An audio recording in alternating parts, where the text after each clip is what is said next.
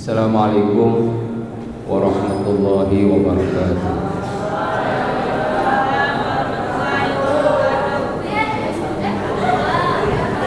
Biasa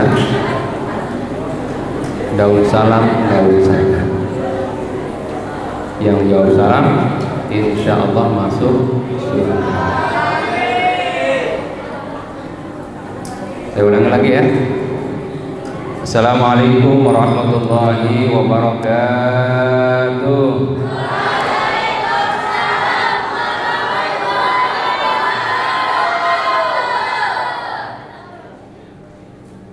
Ngantuk apa ngantuk?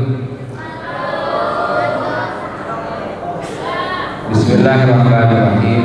Alhamdulillahirabbil alamin. Nahmaduhu wa nasta'inuhu wa nastaghfiruh. Wa na'udzu billahi min shururi anfusina wa min sayyiati a'malina. May yahdihillahu fala mudilla lahu wa may yudlil fala hadiya lahu. Asyhadu an la ilaha illallah wahdahu la syarika lahu wa asyhadu anna Muhammadan abduhu wa rasuluhu la nabiyya ba'dahu.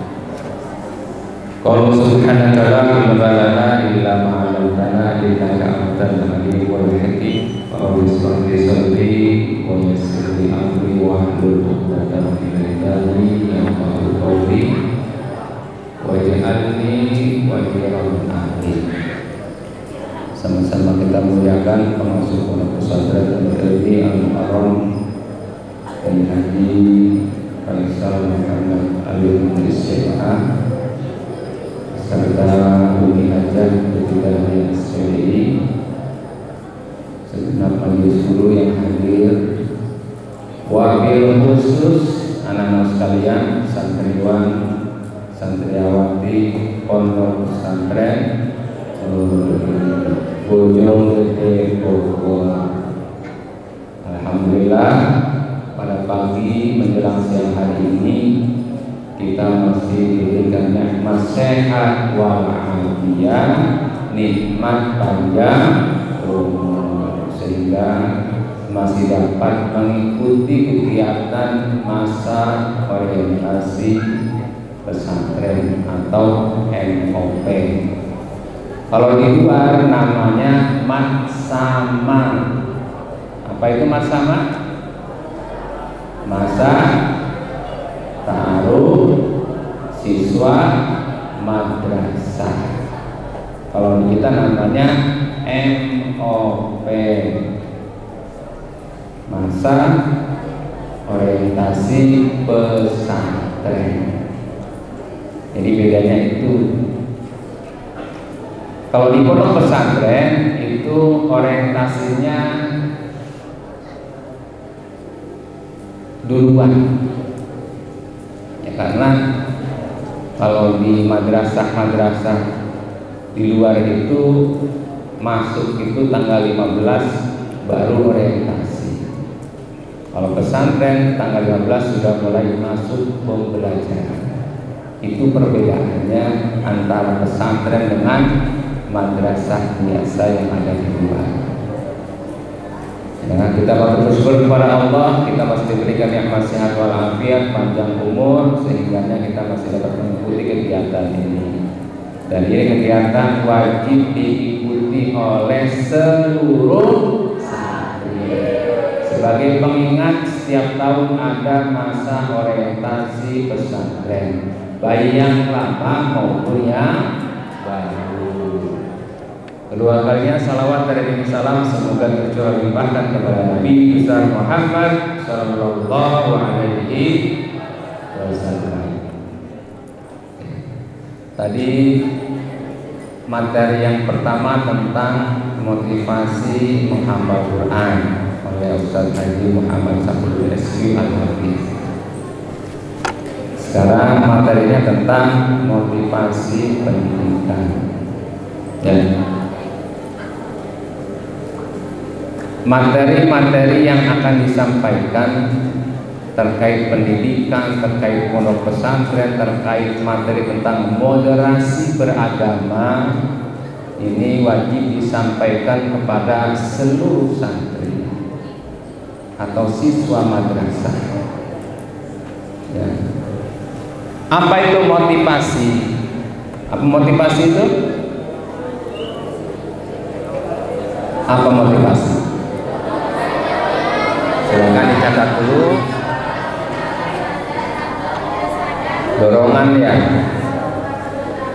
Yang didorong siapa ini? Yang didorong adalah manusia apa binatang yang didorong? Manusia.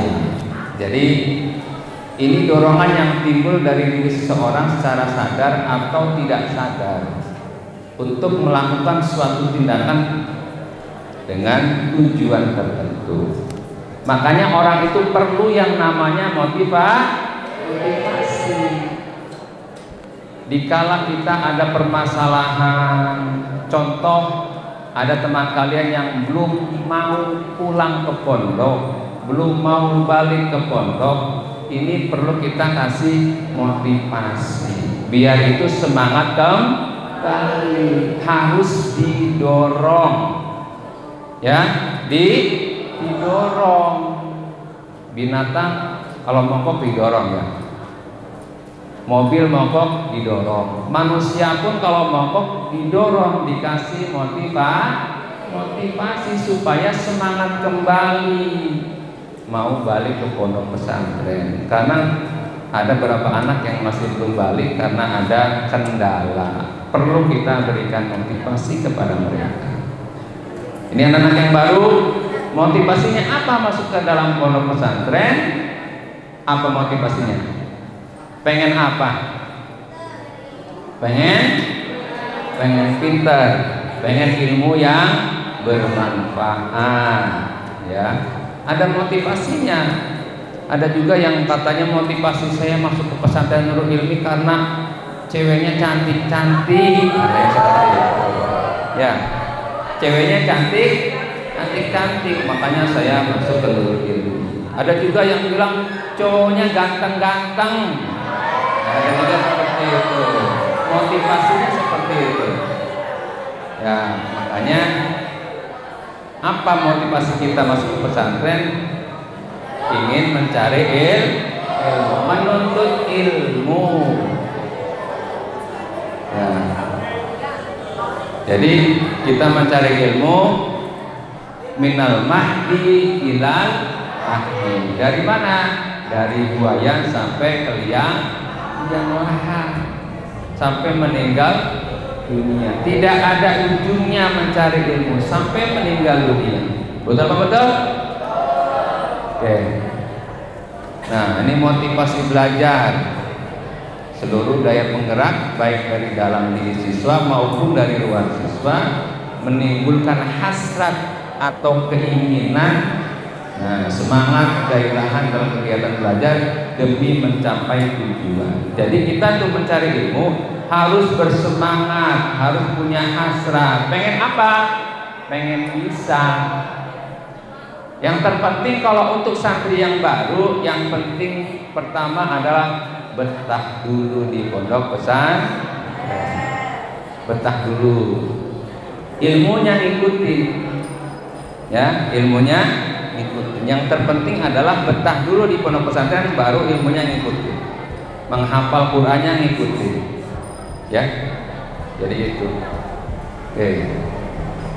Di bawah juga sama. Next.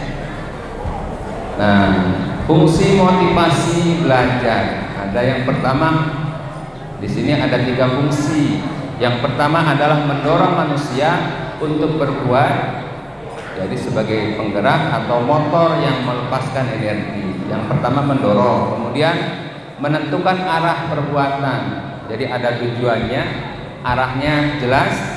Kemudian menyeleksi perbuatan, yakni menentukan perbuatan apa yang harus dikerjakan yang serasi guna untuk mencapai tujuan. Oke, lanjut. Oke, ini prinsip motivasi. Jangan ngobrol ya. Yang pertama apa prinsipnya? Motivasi sebagai dasar penggerak yang mendorong aktivitas belajar.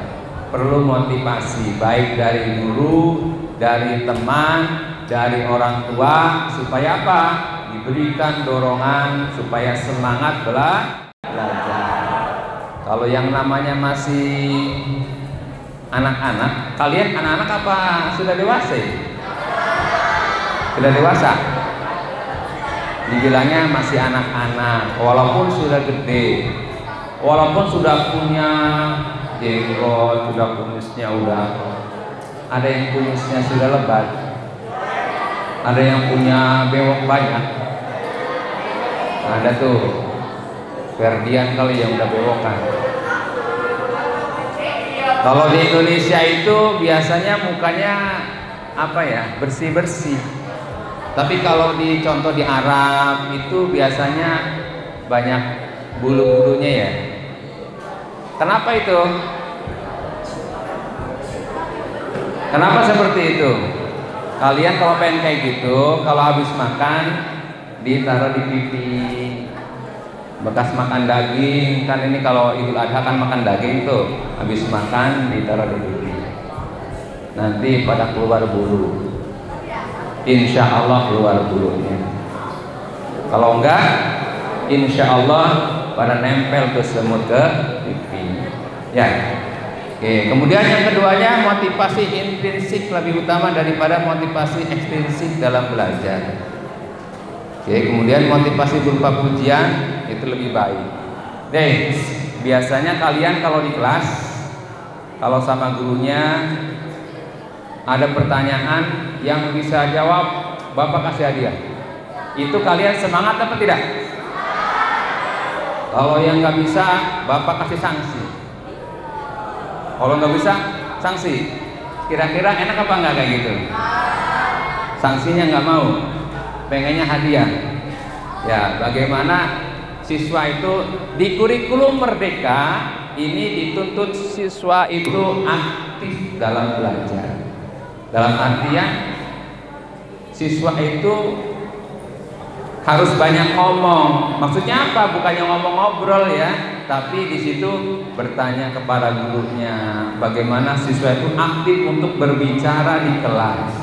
Bukannya berisik, bukannya ribut, tapi aktif bertanya, kemudian diskusi dan lain sebagainya. Ya, nanti dicoba kalian.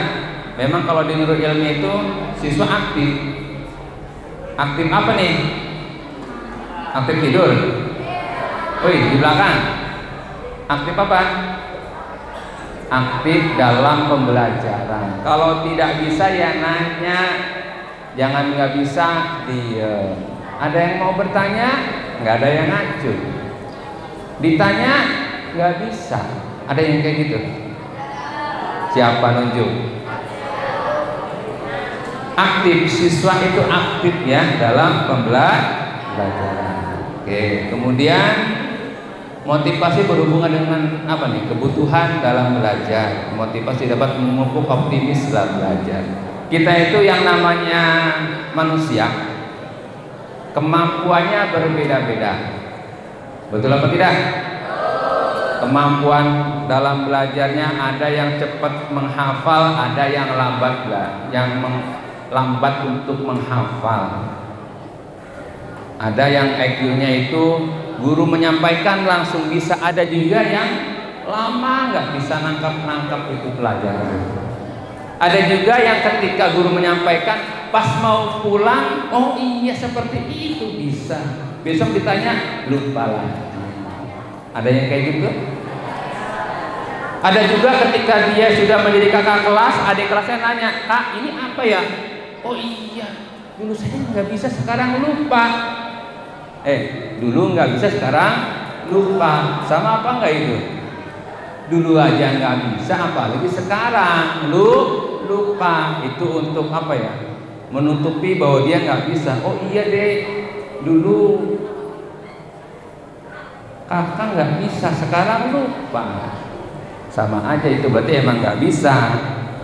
Ya, makanya di situ perlu ada yang namanya motivasi dalam belajar supaya semangat belajar. Kalau yang namanya santri biasanya ada saat-saat yang dipergunakan untuk tidur ya. Bahkan ada juga santri yang ngantri di kamar mandi tidur sambil nyender. Ya, ada ya.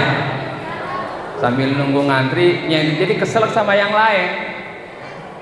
Kenapa dia tidur? Ada juga yang ngumpet di pojokan lemari, ternyata tidur.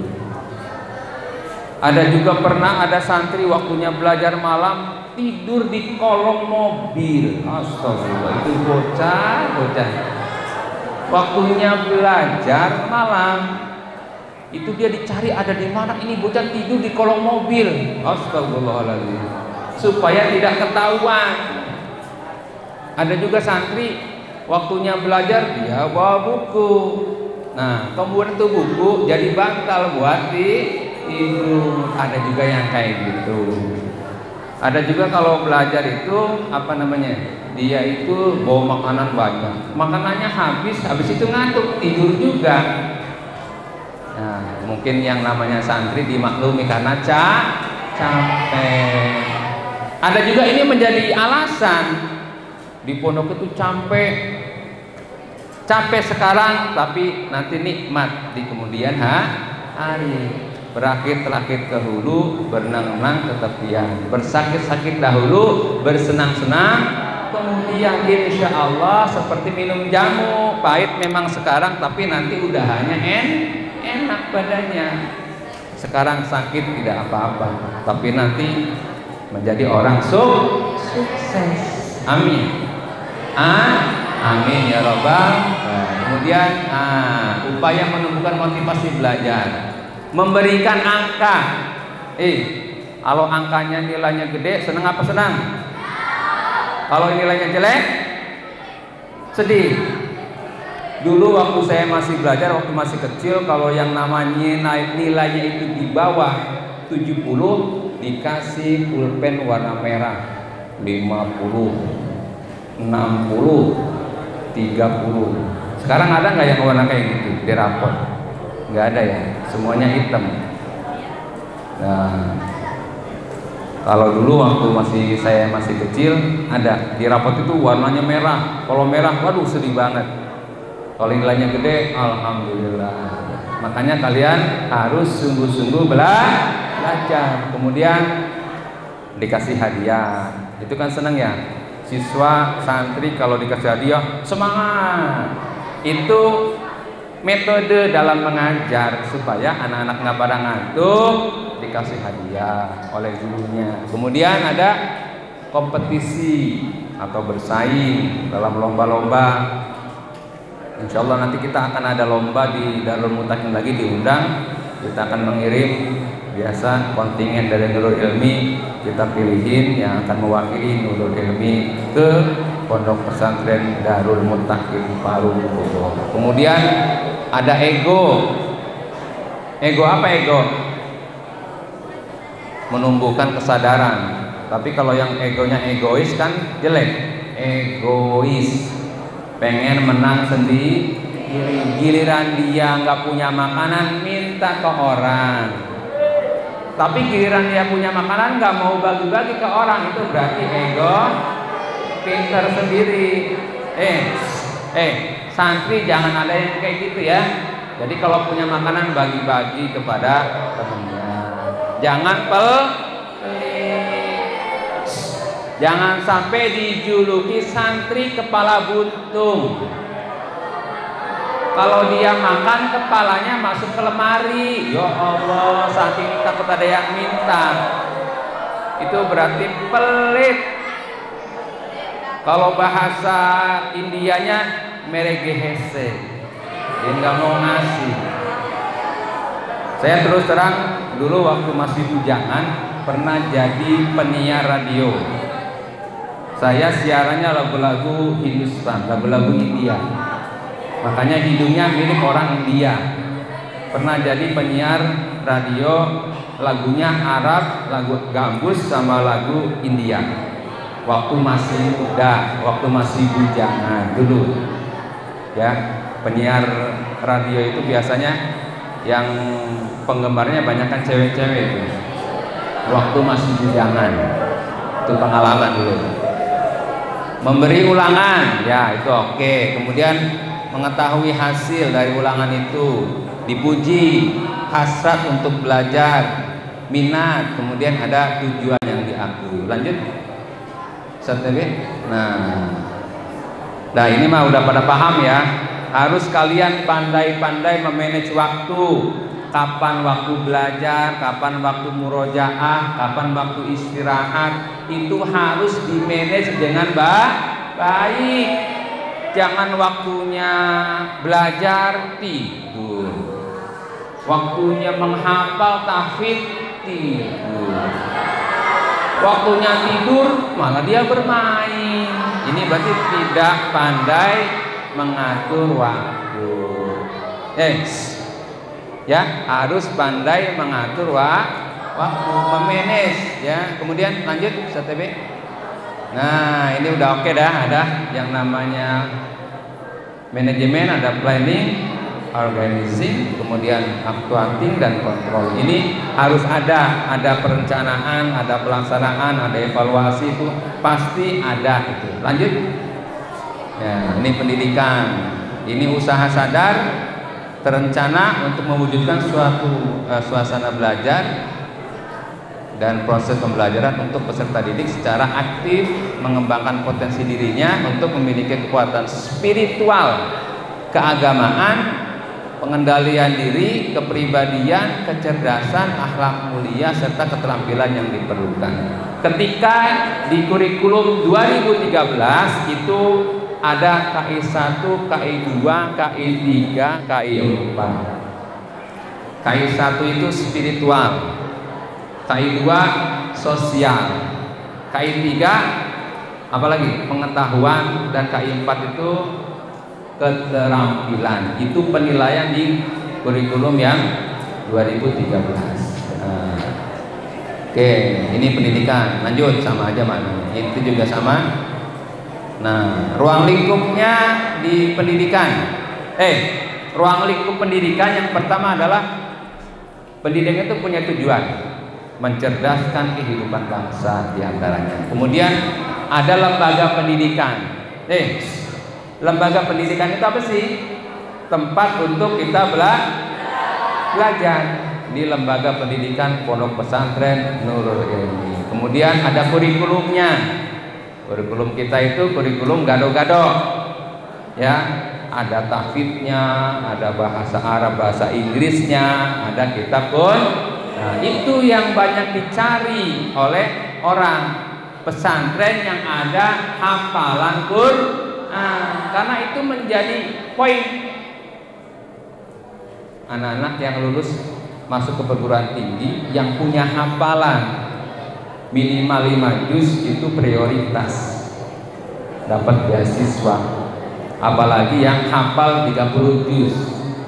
Yang tahun yang lalu yang hafal 30 juz Ustaz Rizky Abdillah itu dapat beasiswa ke Kairo. Kemudian Ustaz Zulfikar dapat beasiswa ke Maroko ya. Kemudian ada lagi Aska itu nanti mau berangkat ke Yaman. Tuh, yang hafal 30 juz semuanya berangkat ke luar negeri. Kalian mau apa enggak? Mau enggak?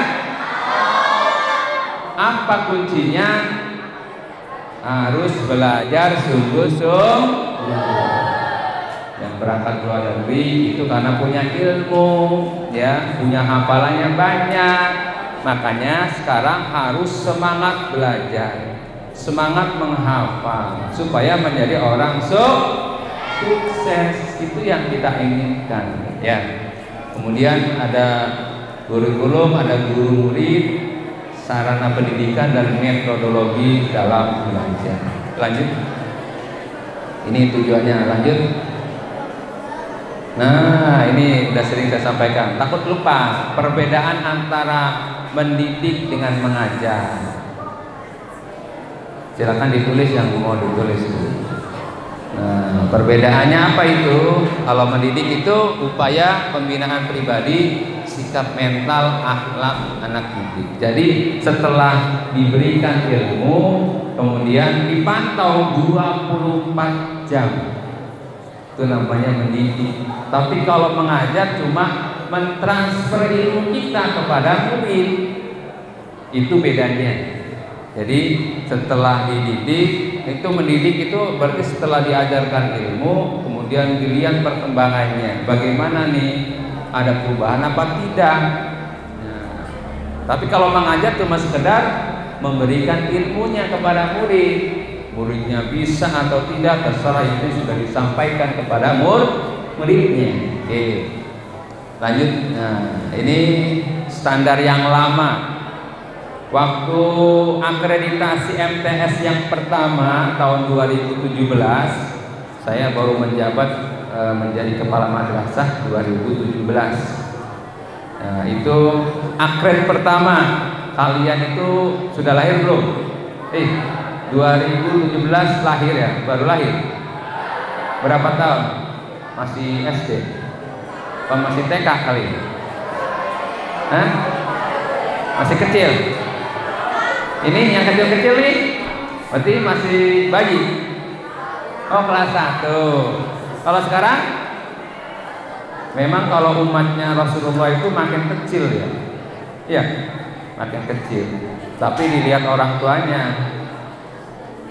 Ya, tapi walaupun kecil, cabai rawit. Umatnya Rasulullah kecil-kecil. Biasanya kalau kepala dengan kaki itu dekat, biasanya pinter-pinter. Ya, itu umatnya Rasulullah. Nanti yang masuk surga duluan adalah umatnya Rasulullah. Rasulullah pertama, umatnya ngikutin di belakang. Makanya kita harus memperbanyak bacaan sholawat. Allahumma sholli ala sayyidina Muhammad, supaya kita itu diaku oleh Rasulullah menjadi umatnya Rasulullah sallallahu alaihi wasallam. Oke. Ada standar isi, standar proses, ada kompetensi lulusan, ada standar pendidikan, tendik ya, kemudian sarpras, ada pengelolaan, ada pembiayaan, dan terakhir penilaian. Itu standar, 8 standar. Next. Nah, kalau yang baru, yang waktu akred Danang kelas berapa nah? Waktu akred aliyah kemarin 2022. Sanawiyah ya? Kelas 9. Oh iya, kelas 9. Berarti yang sudah merasakan, jadi nggak ada yang merasakan waktu itu ya? Kan sanawiyah. Yang pertamanya berarti kelas 9. Itu komponennya mutu lulusan, ada proses pembelajaran, ada mutu guru, manajemen sekolah. Itu ketika akreditasi langsung ditanya, langsung dipanggil, siswanya ditanya. Ya, gurunya dipanggil suruh ngajar. Itu seperti itu waktu itu penilaian di akreditasi 2022. Kemudian untuk sanawiyahnya alhamdulillah sudah akreditasi yang kedua, perpanjangan otomatis setelah kita mengisi sispena, mengisi data, alhamdulillah kita keluar sertifikat atau piagam akreditasi perpanjangan. Jadi tidak divisitasi oleh tim asesor dari Jawa Barat. Lanjut. Oke. Nah, pendidikan itu ada 3. Ada pendidikan formal, ada pendidikan non formal, ada pendidikan informal. Ada yang tahu apa itu pendidikan formal? Ada yang tahu tidak? Kalau pendidikan formal itu masuk kelas, itu ya. Apa lagi?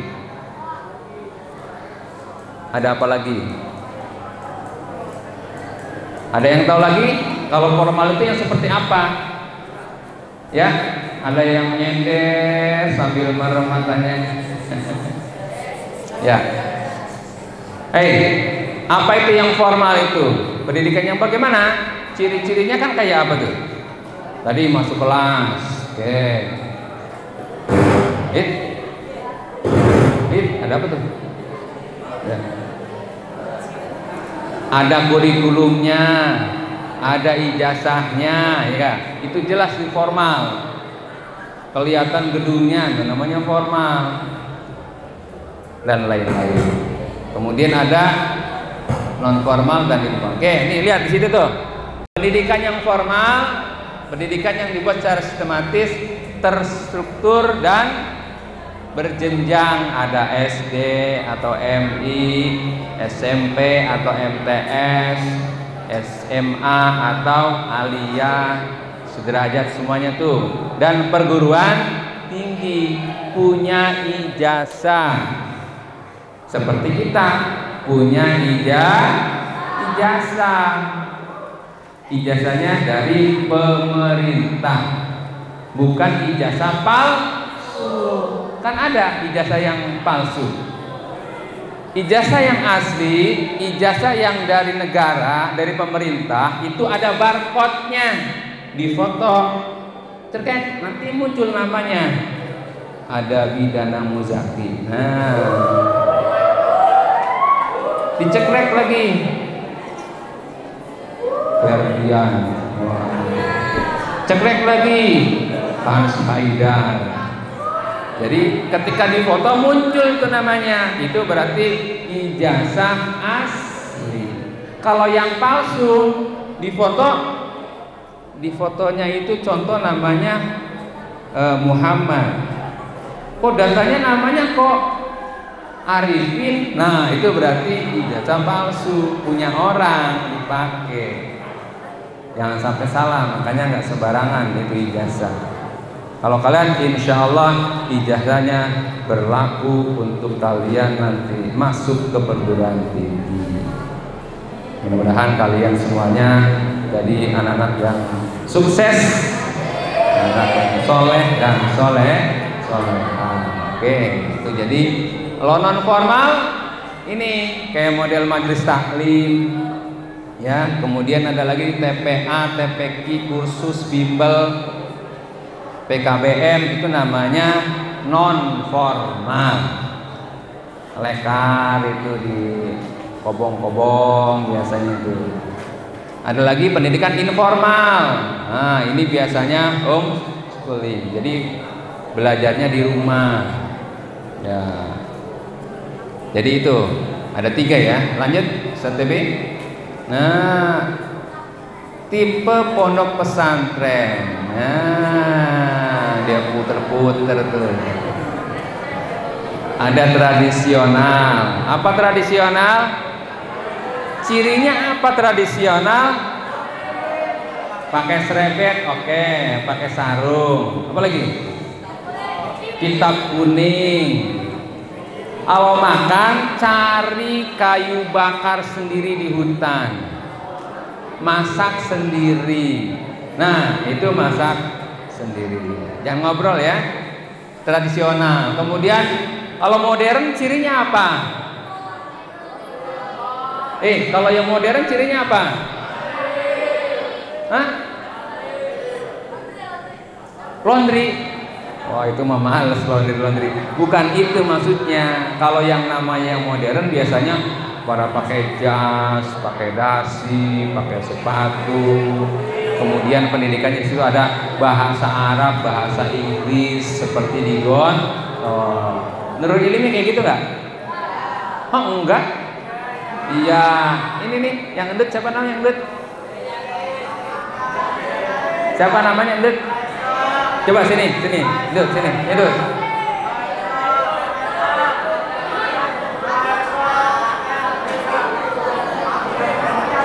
Buah, sini. Sini naik ke atas. Nah, ini siapa namanya? Muhammad Rizwan Salki. Dipanggilnya? Salki. Salki. Dari mana asalnya? Bogor. Kan Bogor. Iya. Di mana Bogornya? Dekat terminal Bojonggede. Masuk ke Nurul Ilmi itu kemauan siapa? Kemauan sendiri. Nanti kalau sudah gede mau jadi apa? Jadi guru. Hah? Jadi guru. pengen jadi guru kalau sudah gitu ya. Kita doakan mudah ini Salki ya menjadi guru yang profesional, punya lembaga pendidikan, ya, jadi orang sukses ya. Jadi kemauan sendiri Salki masuk kepada pesantren. Oke. Dan oke, cukup ya. Belajar sungguh-sungguh ya biar jadi guru. Oke, Salki itu adalah santri asal dari Bojonegoro. Ya. Contoh saja ya. Kemudian terakhirnya ada pondok pesantren komprehensif, perpaduan antara tradisional dengan modern. Nah ini kita ada nilai plus lagi tambahannya. Kita perpaduan, ada kitab kuningnya, ada bahasanya, plus ada tahfidznya. Itu yang tidak dimiliki oleh banyak pesantren karena itu campuran. Keunggulannya ada bahasa Arab, bahasa Inggris, kitab kuning, dan tahfidzul Quran. Itu nilai jualnya tinggi. Karena alumni kita alhamdulillah sudah kurang lebih 6 orang sudah dapat beasiswa ke luar negeri. Ini tidak main-main. Jadi kita itu pesantren bukan pesantren kaleng-kaleng. Ya. Pesantren yang patut diperhitungkan. Coba bayangkan, kita pernah meraih juara umum tingkat sanawiyah dan aliyah lomba di pondok pesantren Darul Mustaqim. Nah, kita memboyong piala kurang lebih berapa? 33 ya. 33 juara umum. Kita coba lagi nanti lomba, mudah-mudahan kita mendapatkan juara umum lagi.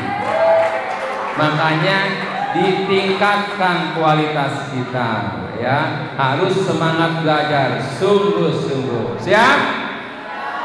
Siap? Oke. Lanjut Ustaz TV. Nah, ada di sini unsur pondok pesantren. Pondok pesantren itu biasanya ada pondoknya, ada kobongnya. Kalau kita kobongnya sudah modern. Kalau dulu kan masih rumahnya rumah bambu ya, bilik rumahnya. Kemudian ada yang keduanya ada masjidnya buat tempat beribadahnya, ada kiainya, ada santrinya, ada kitab kuning, kitab klasik ya. Santrinya ada 2 macam, ada yang mukim nih, berarti santri mukim. Kalau santri kalong terbang-terbangan, pulang pergi, pulang balik. Santrinya santri kalong. Oke, lanjut. Unggulannya udah pernah tahu dah, lanjut. Ya, apa itu? Kurikulumnya ya, kurikulum Kementerian Agama dengan pondok pesantren. Jadi kita itu sanawiyah aliyah ke Kementerian Agama Kabupaten Bogor. Oke. Programnya terpadu 6 tahun sanawiyah dan aliyah. Kelas 3 tidak ada lulusan tapi naik ke kelas 10 ya.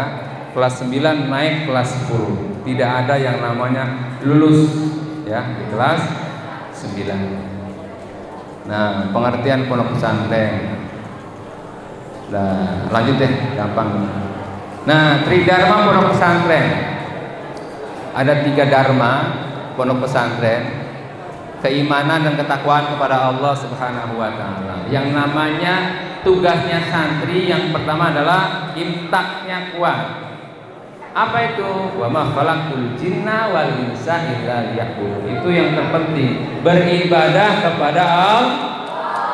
Wa ma khalaqul jinna wal insa illa liya'budun. Tugasnya jin dan manusia beribadah kepada Allah Subhanahu wa taala. Kemudian mengembangkan keilmuan yang bermanfaat. Kalian pengen nggak ilmunya bermanfaat? Pengen? Kalau pengen bermanfaat harus minta ridhonya kepada guru yang mengajarkan ilmu. Saya alhamdulillah waktu masih belajar nggak pinter-pinter amat. Saya nggak juara 1, 2, 3, tapi 3 ke atas, 10 besar. Tapi karena saya takzim kepada guru-guru saya, kiai-kiai saya, alhamdulillah sampai saat ini kalau saya pulang kampung selalu saya silaturahim ke guru-guru saya, minta doanya, didoain, minta doanya kepada guru-guru yang ada di rumahnya.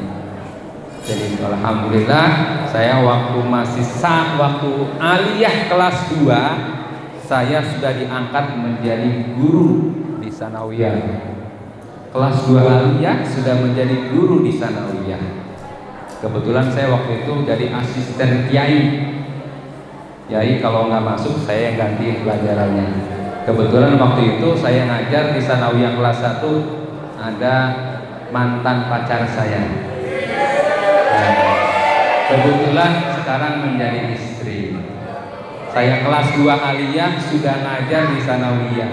Yang diajar mantan pacar saya. Alhamdulillah sekarang menemani saya dengan 3 anak. Ya, alhamdulillah sampai saat ini. Pengabdian kepada agama, masyarakat dan agama. Oh, ini salah nih, bukan agama tapi negara. Agama, masyarakat dan negara. Kita bermanfaat. Lanjut. 1B. Nah, 3 ciri khas pendidikan di pondok pesantren. Apa yang pertama? Tidak hanya mengajarkan ilmu tapi amal. Ilmu itu diamalkan. Al ilmu bila amalin syajarin bila samrin. Ilmu yang tidak diamalkan bagaikan pohon yang tidak berbuah. Makanya kalau punya ilmu diamalkan. Balighu anni walau ayat. Walaupun 1 ayat diamalkan, insya Allah bermanfaat. Jangan pelit kepada ilmu yang kita miliki, sampaikan kepada orang lain. Oke. Jadi yang keduanya selalu mencari keberkahan. Ya, keberkahan itu hanya milik Allah. Tapi dengan kita takzim kepada guru-guru kita, insya Allah diberikan keberkahan dalam ilmu kita. Minta berkahnya. Jangan bikin guru itu kesel. Tahu kesel? Emosi. Ya, bikin guru itu senang. Ya, supaya nanti ilmu yang kita dapatkan itu bermanfaat. Kemudian yang ketiga, belajar ilmu dari jalan tak terduga. Yang namanya ilmu kita dapat dari mana saja. Contoh, kita lagi jalan melihat sesuatu yang luar biasa, itu namanya ilmu. Ya, luar biasa yang jarang-jarang. Ilmu bisa dari pengalaman kita, bisa kita melihat sesuatu yang aneh-aneh, itu bisa jadi ilmu. Ya, makanya ilmu bisa datang di mana saja. Ya, termasuk yang namanya ilmu kayak model TP Junior dan kawan-kawan. Ini ilmu, masang-masang kabel, itu kan ilmu. Belum tentu yang lain bisa seperti ini. Jadi biasa nyolong-nyolong setrum. Pasti yang namanya nyolong-nyolong setrum pernah kesetrum, ya enggak? Pernah kesetrum. Karena dia nyolong-nyolong setrum. Itu ilmu yang tidak didapatkan di luar sana. Kemudian ilmu berorganisasi juga. Apalagi? Kayak contoh membuat dekor ini juga ilmu, nggak sembarangan. Bikin itu background porseni juga ilmu. Nanti di luar akan menjadi orang yang memiliki keahlian. Ya, porseni nggak sembarangan itu bikin kayak gitu. Kalau yang tidak berbakat nggak bakalan bisa bikin seperti itu. Oke, lanjut Ustaz TB. Budaya kebiasaan hidup di pondok pesantren. budaya bersih itu harus diutamakan. An-nadzafatu minal iman. Jadi kebersihan itu sebagian daripada iman. Jangan sampai hafal dalilnya tapi tidak dipraktekkan. Ngomong doang, an-nadzafatu minal iman. Slogan ditempel di mana-mana tapi kotor. Ya. Pertama nih, kebersihan harus dijaga. Kalau melihat sampah dimanapun diambil. Ya. Contoh habis makan permen, jangan buang sembarangan, kantongin dulu. Nanti kalau ketemu tong sampah baru dibuang. Harus dibiasakan dari yang terkecil. Ya, biasanya santri itu dilihat dari lemarinya. Kalau lemarinya rapi, berarti orangnya rapi. Kalau tulisannya rapi, itu berarti orangnya juga rapi. Kalau yang tulisannya kayak ceker ayam, orangnya biasanya kurang rapi. Ada santri, tapi bukan di sini ya, di sono jauh. Santri, pakaian kotor dicampur sama pakaian bersih. Sepatu kotor masuk ke lemari, ember-ember pakaian kotor. Jadi satu lemari baunya demek. Itu berarti ciri yang tidak bersih. Ya Allah. Ada yang kayak gitu gak? Jangan sampai sekalian memiliki kepribadian jorok seperti itu. Harus rapi. Ini bukunya dirapihkan. Kemudian pakaiannya dirapihkan. Ini yang bersih, ini yang kotor dipisahkan di ember. Ada makanan ditaruh di tempat makanan. Sampai makanan disemutin karena nggak mau diminta sama temennya.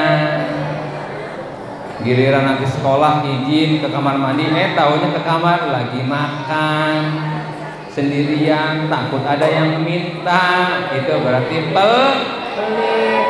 Itu bukan di sini tapi di tempat lain. Ya, santri ini semuanya baik-baik semua, dermawan semua. Ya. Hidup sehat, satu bersih, kemudian hidupnya sehat. Makanya jangan sembarangan yang bikin sehat. Kalau yang dilarang, contoh di Nurul Ilmi nggak boleh makan mie, jangan makan mie. Jangan minum yang dingin-dingin takut nanti sakit. Lagi musim hujan, contoh minumnya es sehingga pilek. Harus menjaga kesehatan dan makan yang halal. Lanjut, Ustaz B. Fungsi pondok pesantren, lembaga pendidikan, lembaga dakwah, lembaga sosial. Kita itu yayasannya Pendidikan Islam dan Sosial Nurul Ilmi Bojonggede Bogor. Panjang ya. Itu kita yayasannya namanya itu. Pendidikan iya, dakwah iya, kemudian sosial juga iya. Lanjut, Ustaz B. Nah, ini kalian harus hafal visi misi pondok pesantren. Lihat, kalau ada yang nanya harus tahu. Nanti ditanya nggak hafal. Visi pondok pesantren Nurul Ilmi, terwujudnya pesantren yang unggul sebagai aset umat yang berkualitas. Kita itu lembaga pendidikan Islam yang aset umat yang berkualitas. Bagaimana indikator visi itu? Yaitu tadi bahasa Arab, Inggris, kitab kuning sama tahfidzul Quran. Nah, misi pondok pesantren. Lihat misi pondok pesantren. Yang pertama, membentuk generasi Qurani, yang kader-kader dakwah yang ikhlas, soleh, cerdas, bertakwa, berakidah ahlus sunnah wal jamaah, dan berakhlakul karimah. Ini yang pertama, misi yang pertama. Yang keduanya, melaksanakan manajemen pendidikan yang profesional dalam Islam. Yang ketiga, membentuk kader ulama yang intelektual yang ulama dan amilin, serta mengkomunikasikan ilmunya di dunia internasional. Alhamdulillah sudah mulai terwujud karena alumni kita sudah berkiprah di luar negeri internasional. Go internasional. nasional. Ke luar negeri, ke Yordania, ke Mesir, ke Maroko, ke Libya, ya, ke apa lagi? Yaman. Ya. Nanti kalian bisa menyusul, bisa ke tempat lain juga silahkan. Ke Madinah itu belum ada yang tembus ke Madinah, baru ke Yordania, baru ke Maroko, baru ke Libya, baru ke Yaman. Nanti yang lain bisa mengikuti. Dipersiapkan dari sekarang, belajar sungguh-sungguh supaya nanti bisa nyusul kakak kelasnya ke luar negeri, naik pesawat terbang. Ya. Kemudian apalagi membentuk kader ulama, udah meningkatkan apresiatif terhadap perkembangan ilmu pengetahuan, teknologi kesenian. Sekarang tahun ajaran baru TIK masuk ke KBM. Kelas 10, kelas 11, kelas 12. TIK masuk ke pelajaran formal 10, 11, 12. Nanti buat kedepannya santri yang punya laptop nanti silakan dibawa laptopnya, karena kita sudah mulai akan memperdalam IT supaya kalian melek teknologi. Kalian kan ahlinya di handphone ya, oleh handphone udah biasa dah yang namanya itu. Ini nanti kalian biar bisa teknologi komputernya supaya tidak gagap teknologi. Oke, kemudian mewujudkan kondisi pesantren yang sehat, harmonis, aman, dan nyaman. Moto kita, siap dipimpin, siap memimpin. Nanti di minggu depan nih ada LPG, ada kampanye, debat kandidat, ada pencoblosan. Nanti yang baru akan merasakan bagaimana memilih ketua dan wakil ketua. Nanti minggu depan insya Allah itu akan dilaksanakan agenda ISNI. Ya, lanjut. Nah, ini materi tambahan. Materi tambahan ini moderasi beragama. Ada yang pernah dengar apa itu moderasi beragama?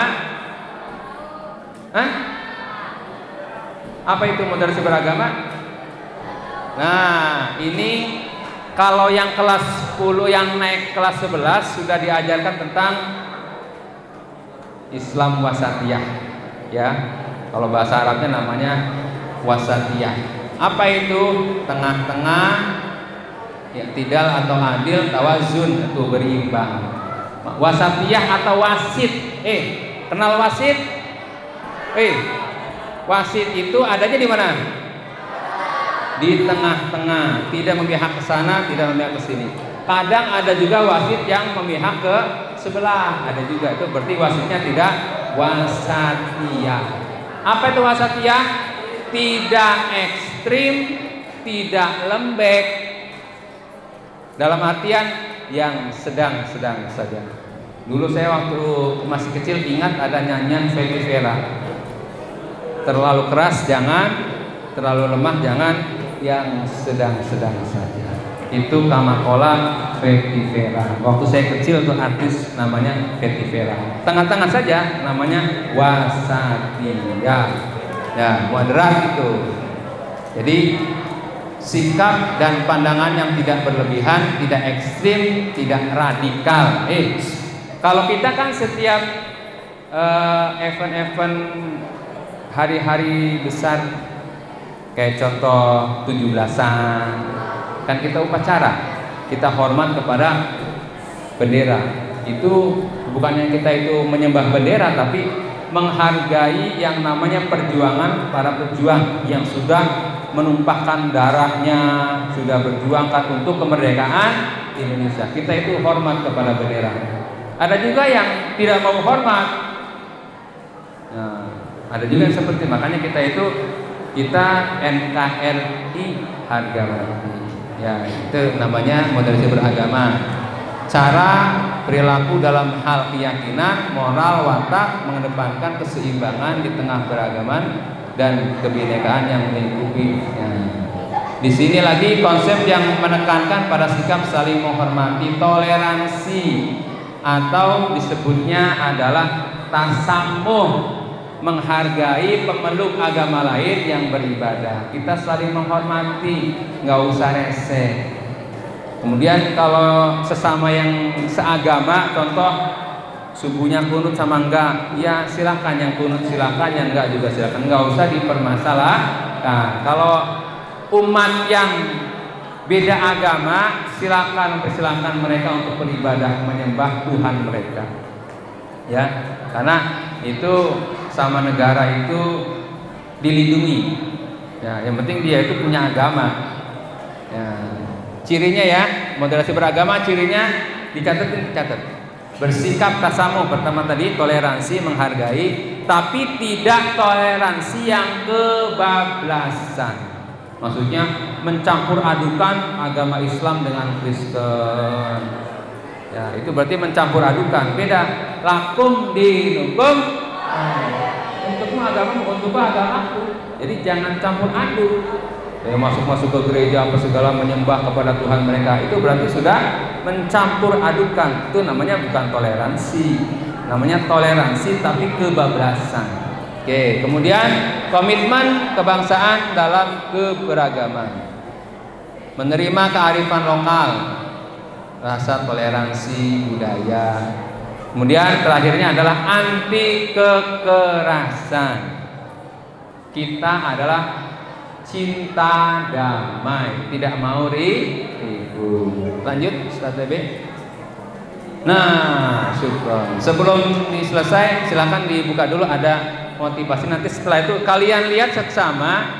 Nanti ingin tahu hasil yang kalian lihat, kalian gambarkan itu yang video kalian lihat sesuai dengan yang ada pondok pesantren. Di pondok pesantren itu seperti apa? Dilihat, nanti apa kesimpulannya dari itu diambil dari gambar atau yang video nanti yang kalian lihat. Apa yang bisa diambil dari situ disesuaikan dengan pondok pesantren. Silakan Ustaz TB.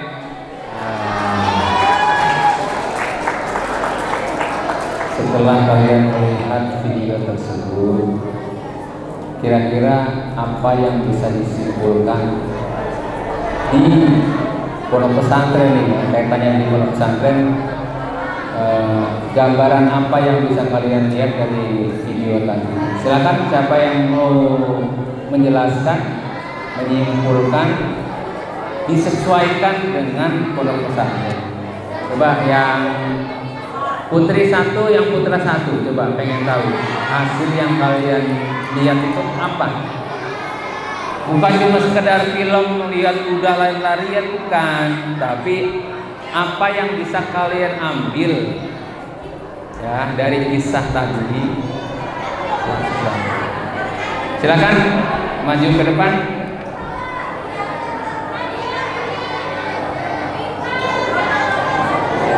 Ya, yang putra,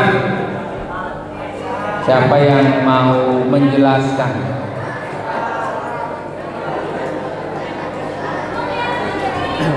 Yang putri, silakan, siapa yang mau mencoba? Itu ini mau maju ke depan? Bukan, bedanya yang kelas 1. Ya, silakan, siapa yang mau mencoba dari video tadi yang ditayangkan? Ya, itu yang PC-nya miring. Nah, siapa yang mau mencoba?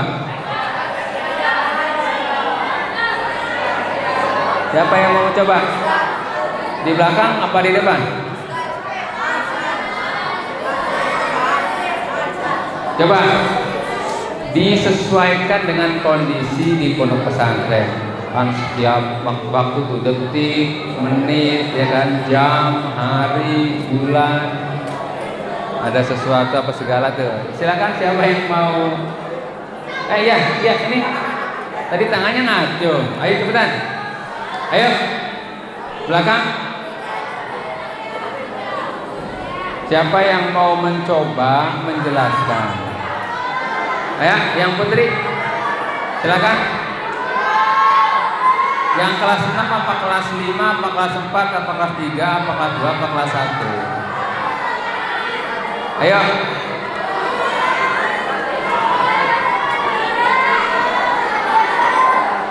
Ya, silakan. Ayo sini. Tadi tangan. Iya, di sini berarti kalau nggak maju nih, di depan sini. Pengennya maju ke depan. Maju ke depan. Coba pengen tahu hasil pengamatan kalian ketika melihat video itu, kira-kira apa yang bisa diceritakan? Disesuaikan dengan kondisi pondok pesantren. Ayo, waktunya biar cepat selesai. Ayo, ya silakan. Ayo sini. Pengen tahu?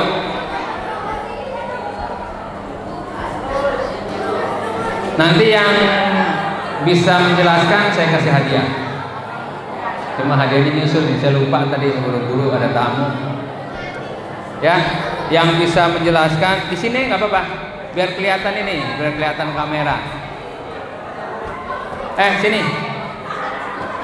Sini nggak apa-apa.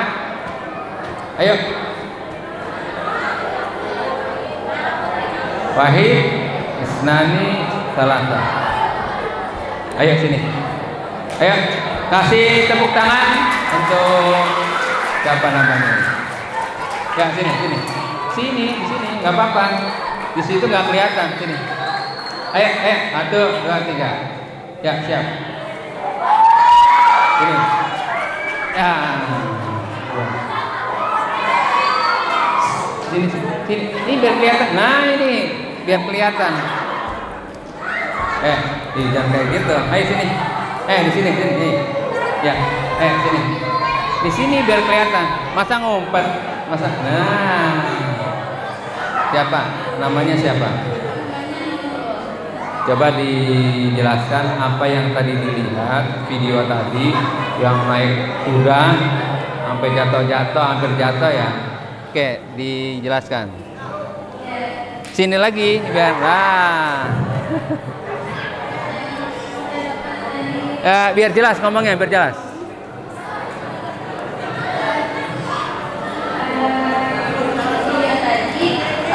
Perhatikan. Masalah kita harus hadapi, hayati dan nikmati. Jadi kalau misalkan ada masalah kita harus hadapi dengan optimis. Ya, terus. Jangan langsung menyerah. Terus kalau misalkan kita hayati dulu, dihayati kita nikmati. Sampai masalahnya selesai sendiri. Oh, jadi masalahnya itu yang jelas tadi nggak kurang jelas. Masalahnya diapain dulu? Masalahnya dihadapi, dihayati sama dinikmati. Jadi kita hadapi dulu masalahnya, jangan langsung nyerah. Terus habis itu kita hayati, kita nikmati sampai masalahnya selesai. Itu siapa namanya? Nurul siapa? Nurul Latifah. Ya, Nurul Latifah tadi jawabannya tepat, sesuai dengan yang ada di pondok pesantren. Jadi kalau ada permasalahan, diapain?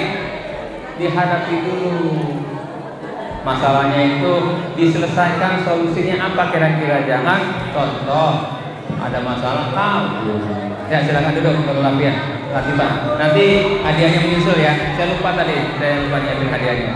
Ya. Kayaknya jawabannya Putri sudah bagus tadi jawabannya. Jadi, ketika santri itu ada masalah, hadapi dulu itu masalah. Jangan contoh, ayah, ibu, saya mau keluar. Nah, emang kenapa keluar? Dia nggak mau cerita. Yang penting keluar. Kalau enggak, saya kabur. Itu berarti tidak mencari solusi. Cari solusinya, hadapi itu masalahnya, ya kan? Dihayati masalah itu, cari solusi, optimis, insya Allah nanti ada jalan keluarnya. Biasanya nih orang yang nyantren ada saja masalahnya, ya. biasanya yang seperti itu yang bisa keluar dari masalah akan menjadi orang yang sukses. Ya, kalau ada permasalahan dia mampu hadapi permasalahan itu sampai selesai, insya Allah dia akan menjadi orang sukses. Setelah ditimpa banyak permasalahan, dia tetap tegar sampai selesai kelas 12. Insya Allah dia nanti akan menjadi orang yang sukses. Mau jadi orang sukses? Makanya harus optimis.